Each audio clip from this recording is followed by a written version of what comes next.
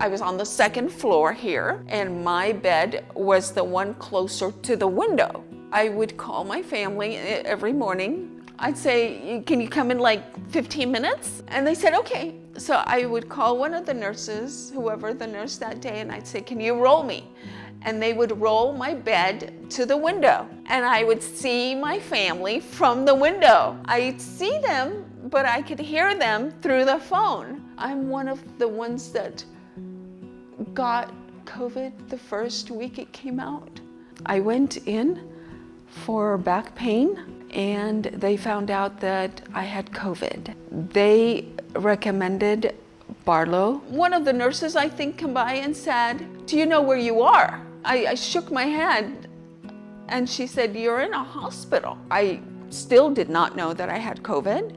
I had no idea that I had been out for 2.5 months. I was a very active person. I worked in a law firm. I worked full time. I had a family. Went out every Saturday and Friday night with my husband. That was our time together. We went away every last weekend of each month. That was our weekend together for many years. We ran a very busy life, busy life. A wonderful life as such. After I went home, life slowed down a lot. Something good always comes out of something really, really bad. And this was really, really bad. You know, with COVID being here, it was good for the people because I think the people have lost touch with their families, especially mothers. I can only relate to mothers more than any other family member. Look, I had 2 children. I understand. I ran from basketball practice to baseball practice to band camp, busy all the time. COVID brought families back together.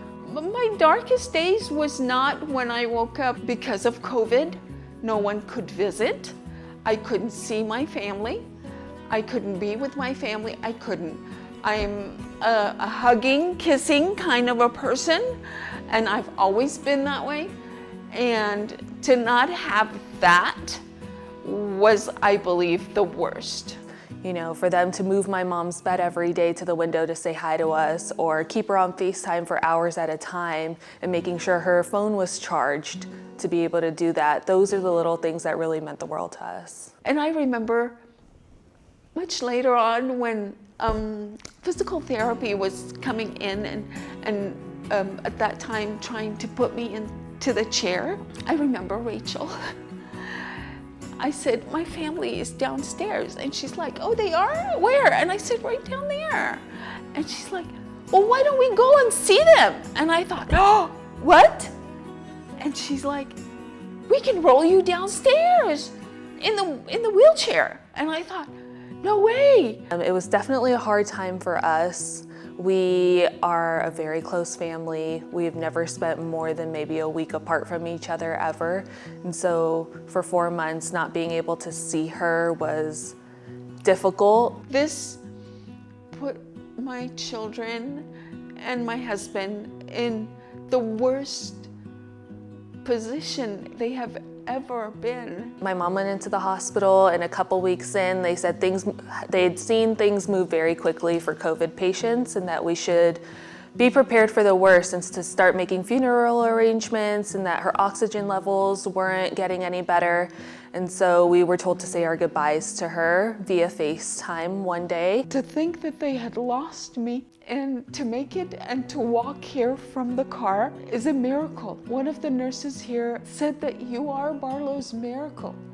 And I so believe that I am Barlow's miracle. I thank God for so many things. Being at Barlow really brought me back to life.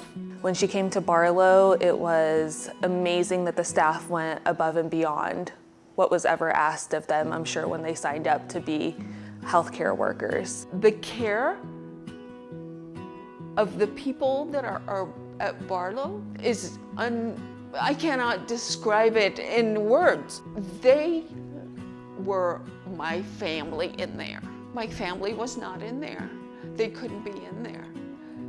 But who was my family? It was my daily nurse, my night nurse, my CNA in the morning, my CNA at night, the person that would come and bring the food or take my food order. Every single person that was there had a little piece of my heart when I left.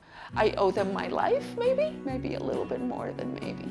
I should have looked up a few words in the dictionary that maybe are a lot meaningful than thank you to the people that gave you the chance to live again, to love again, to see my family again, to see the progress that I'm making, to have me stand up for the first time, to have me walk. Thank you is truly not enough word.